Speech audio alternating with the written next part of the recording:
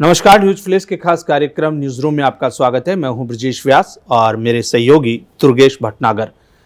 दुर्गेश, हम इस कार्यक्रम में बात करते हैं जन सरोकार से जुड़े मुद्दे, उन खबरों की जिन्हें आप जानना चाहते हैं, चाहे वो खबर सत्ता के बनते बिगड़ते समीकरण हो या फिर सामाजिक सरोकार से जुड़े मुद्दे हों या फिर धार्मिक आस्था कहें या फिर खेल के मैदान हो। हम बात की शुरुआत करते हैं कुंभ से। कुंभ इस समय चारों ओर लोग उसको जा रहे हैं, परवान पर है, खबरें चारों तरफ उसी की है। क्या कुंभ में आज क्या खास रहा? कहते हैं कि सनातन बोर्ड ने आज प्रस्ताव पास किए सनातन बोर्ड के लिए वहां पर, और बैठक हुई। क्या कुछ रहा आज? देखिए, बहुत इम्पोर्टेंट है क्योंकि हिंदू धर्म की अगर हम बात करें तो उसके लिए कुंभ बहुत बड़ी होती है। 144 साल बाद जो है महाकुंभ हुआ है बिल्कुल। इस बार तो लगातार पिछले कुछ सालों से हम देख रहे हैं कि हिंदू धर्म को जो है आगे बढ़ाने की जो मुहिम है वो आगे चली।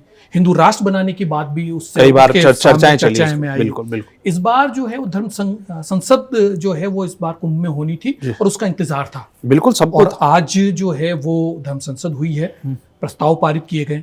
जो वर्शिप एक्ट था उसको खत्म करने की मांग जो है प्रधानमंत्री से की गई है और साथ में सनातन बोर्ड बनाने की बात की गई।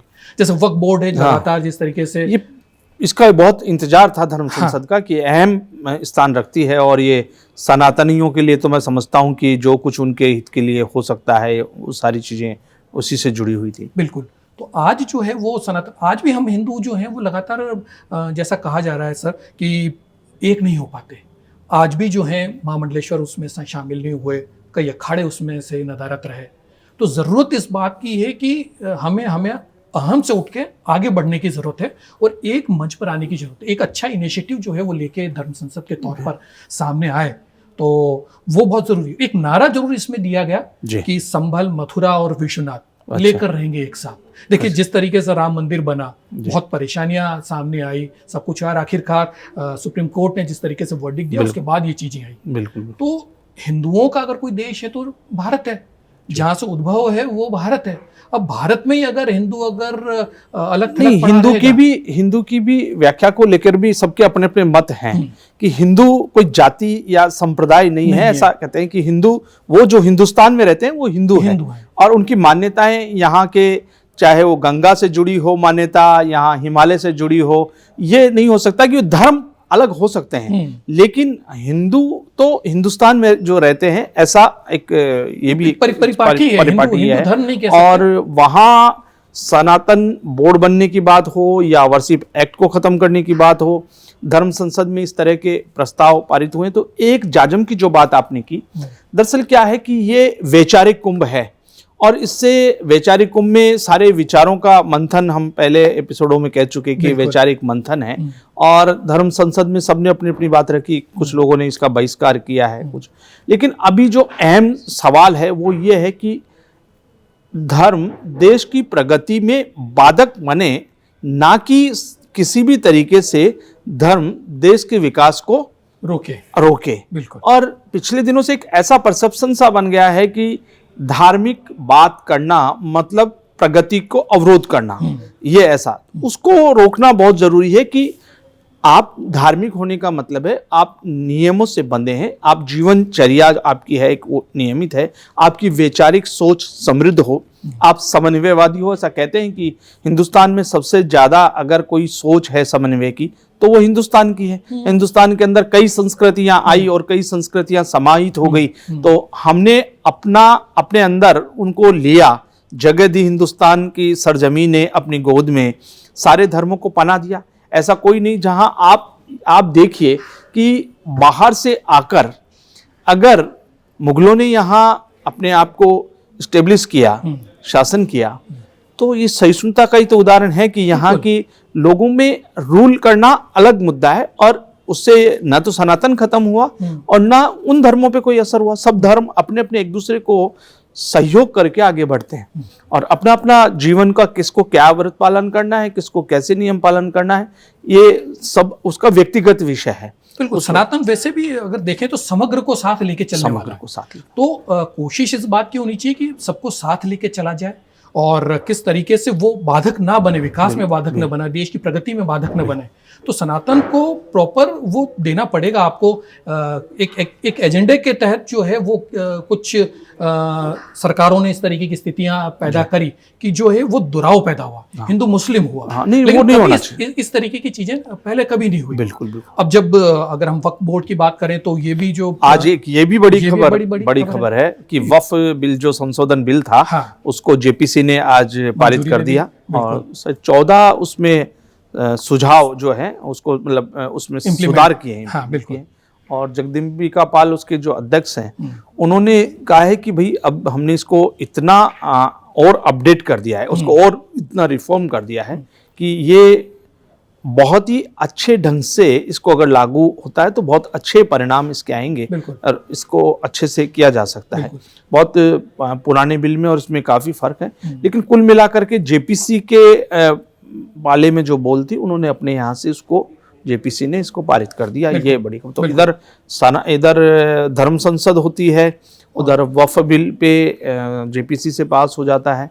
तो ये दो बड़े समाचार आज के लिए रहे। और एक जी इसके अंदर भी एक जो सबसे बड़ी बात ये है कि 1947 के बाद का जो जिस तरीके से वर्शिप एक्ट था जी, उसको खत्म करने की भी बात है। तो जो दो समाजों में, दो समुदायों में जो दूरियां बन रही है जी, वो इन संशोधनों से बहुत कुछ ठीक होगी। वक्फ बोर्ड को अगर हम देखें, वक्फ बोर्ड के बिल को अगर हम देखें तो उसके अंदर कभी महिलाओं का कोई प्रतिनिधित्व नहीं रहा, दूसरे धर्मों का कोई प्रतिनिधित्व नहीं रहा। हिंदू कोड बिल है, उसके अंदर दूसरे धर्मों का जो प्रतिनिधित्व है उनके वो मेंबर होते हैं। लेकिन अब जो सुझाव दिए गए उसके अंदर जो है वो एक सबसे बड़ी बात है कि उसमें महिलाओं का भी प्रतिनिधित्व दिया गया और दूसरे धर्म के दो लोग जो हैं, दो सदस्य जो उसमें जोड़े जाएंगे। तो वो कम से कम अपनी एक जो कहना चाहिए कि वो अपनी बात को ही, अपने धर्म की बात को ही सामने रखते थे। उसमें जब चेंजेस आएंगे, जब दूसरे धर्म के भी चीजें उसमें समाहित होगी, महिलाओं का प्रतिनिधित्व रहेगा, तो नेचुरल है कि वो बिल जो है जिस संशोधन के लिए लाया गया है वो उस पर परिलक्षित होगा।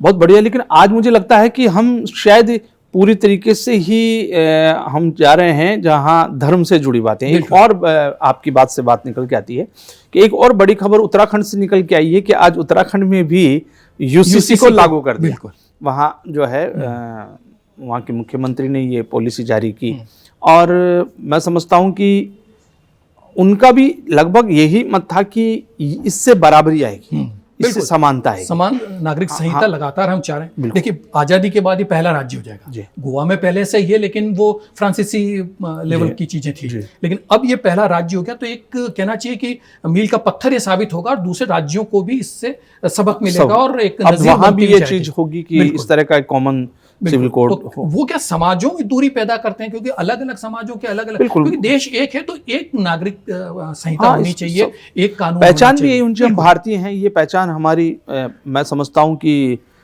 हिंदू और मुस्लिम से भी निकल करके भारतीय होने की पहचान है। माँ भारती जो है उसको हम माँ का दर्जा देते हैं और माँ से भी बड़ा मानते हैं, बल्कि दर्जा देते हैं। तो हम उसको साष्टांग प्रणाम करते हैं। कई हमारे शास्त्रों में भी इस तरह का। तो उसी के तहत जब हम सब उसी के बेटे हैं, हम उसी के संतानें हैं माँ भारती की, तो उसी के साथ हमको अपनी को बराबरी के दर्जे के साथ आगे बढ़ाना चाहिए। कंट्री फर्स्ट होना चाहिए। कंट्री फर्स्ट, ये बिल्कुल आपने सही नारा दिया। और अब अगर हम लोग स्थानीय पे बात करें तो एक और अच्छी खबर तो नहीं है, लेकिन नगर निगम जयपुर में, ग्रेटर नगर निगम में मारपीट हो जाए, धक्का मुक्की हो जाए, ये थोड़ी सी घटना भाई। और वो भी किस मुद्दे पे होती है दुर्गेश? वो भी सफाई जैसे मुद्दे पे।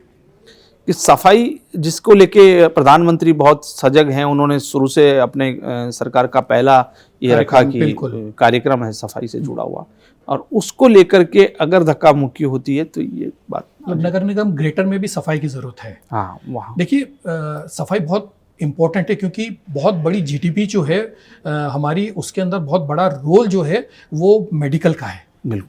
अगर हम साफ सुथरे नहीं होंगे, शहर हमारे साफ सुथरे नहीं होंगे, तो आप देखिए कितनी बीमारियां हैं और कितना उसके ऊपर इंफ्रास्ट्रक्चर जो है वो बहुत पैसा खर्च हो रहा है सफाई पे। निगम का जो बजट है उसका एक बड़ा हिस्सा सफाई पे जाता है।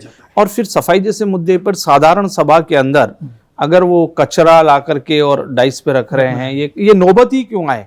ये बात ये नहीं है कि वो एक लोकतंत्र है, इसमें क्या सबके अपने विचार है, लेकिन विचार का मतलब है उग्रता अगर इतनी हो तो उसका मतलब है कि समस्याएं भी बढ़ी है, दिक्कतें भी बढ़ी है सफाई की, उसको लेकर के वो उग्र हुए और आपस में दोनों दल कांग्रेस और बीजेपी के पार्षदों के बेल में आ गए और वहाँ उनको धक्का मुक्की हुई। इस तरह की घटना तो सफाई जैसे मुद्दे पर होना ये हमारे लिए थोड़ा सा शर्मनाक है कि क्या हम सफाई जैसे मुद्दे पर भी एक राय नहीं हो सकते? हाँ। क्या सफाई का मुद्दा भी बीजेपी और कांग्रेस में बढ़ सकता है? क्या सफाई वो ये कि हमें जो है राजनीतिक से थोड़ा सा उठना पड़ेगा। बिल्कुल, दलगत राजनीति से ऊपर उठ करके कुछ बिंदुओं पर एक राय होना बिल्कुल बहुत जरूरी है। और शहर को साफ रखना है तो सबकी जिम्मेदारी। जिम्मेदारी। जब हम देखेंगे कि अगर निगम में इस तरीके की बातें होने लगेगी तो हम आम आदमी से क्या उम्मीद रखें? वो अपने आसपास कैसे सफाई रखेगा? नजीर तभी बनेगी। हमको इंदौर को जो है वो उसको देख करके, हमारा पड़ोसी राज्य है और पड़ोसी राज्य में इंदौर में इस तरह का अगर वो नंबर वन पर टॉप पर है तो आपको उससे बजाय इसके कि उसमें धक्का मुक्की हो जाए, उस पर बटे हुए नजर आए और उसमें राजनीति की बात हो, सफाई में राजनीति नहीं होनी चाहिए। एक और जगह राजनीति की खबर है कि किरोड़ीलाल मीणा है, मंत्री है सरकार में, और उन्होंने कहा कि मैं भी महाकुंभ में जाऊं और कब वैराग्य आ जाए, तो उनके वैराग्य की बात अगर हम करते हैं तो दूर तक जाती है। बिल्कुल, देखिए उनके लगातार वो मैसेज देते रहे हैं और उन्होंने तो लगातार जब भी किसी सार्वजनिक मंच पर आते हैं वो साफ तौर पर कहते हैं कि मैंने तो मेरा काम कर दिया, मैंने तो इस्तीफा दे दिया, अब मंजूर नहीं हो रहा। तो इनके क्या समीकरण है? क्यों सरकार उनको या तो रखी है और क्यों उनका इस्तीफा मंजूर नहीं हो रहा है? क्या चीज़ें उनकी क्यों नाराजगी दूर नहीं कर पा रही है, न मंजूर कर पा रही? तो कहीं कहीं एक लेकुना तो जरूर नजर आ रहा है। और उनका कहना है कि भाई ममता कुलकर्णी वहां गई, वैराग्य ले लिया उसने, मैं भी जा रहा हूं तो मैं भी वैराग्य मेरे में भी आ सकता है। राजनीतिक वैराग्य की बात कर रहे हैं कि घंटी मेरी कब निकाल जाए ये। तो राजनीति में मंत्री पद अगर गले की घंटी है तो वही है जैसे राहुल गांधी ने एक बार दिया था कि ये सत्ता जहर है और उसको पीना पड़ता है। तो वैसे ही आज वैसा ही कुछ उसी लाइन पे जाते हुए नजर आए कि ये गले की घंटी है और ये उतर जाए, और ये कोई दूसरे वहां के विधायक के लिए उन्होंने कहा दोसा के कि उनको मुबारक हो। इस तरह की कुल मिलाकर बात यह है कि किरोड़ीलाल मीणा फिलहाल सरकार से खफा से नजर आते हैं और कहीं न कहीं उनको लगता है कि अब वो हाशिए पर है बीजेपी की राजनीति के भीतर। बाकी तो क्या स्थिति है वो तो सरकार स्पष्ट करे, लेकिन ये तो सबको लग रहा है कि बीजेपी की राजनीति क्षितिज में वो कहीं हाशिए पर खड़े दिखाई देते हैं। और शायद यही कारण है उनके बार बार जो इस तरह से विरोधाभासी बयान आते हैं और अगले दिन फिर वो उसको अपडेट कर देते हैं दूसरे ढंग से, तो वो कहीं ना कहीं उनके अंदर का जो है गुबार जो है वो दिखाई निकल के आ ही जाती है लगातार। वो कोशिश भी करते हैं लेकिन फिर जब समझते हैं या बात होती है अपने शुभचिंतकों से तो उसके बाद उनके अपडेट भी होते हैं बयान। तो ये तो अब सरकार ही तय करेगी भाई कब क्या कैसे होगा, उनकी क्या स्थिति रहेगी, उनको राजनीतिक तौर पर उनकी क्या कहाँ वो फिट होते हैं, किस फ्रेम में वो जाते हैं, तो ये सरकार को करना चाहिए। बहरहाल हमने धर्म से लेके राजनीति तक ये विषय पर बात करने की कोशिश की। हम ये बातचीत जारी रहेगी, कल के एपिसोड में फिर नए मुद्दों के साथ आएंगे, नई बात करेंगे। तब तक दीजिए इजाज़त, नमस्कार।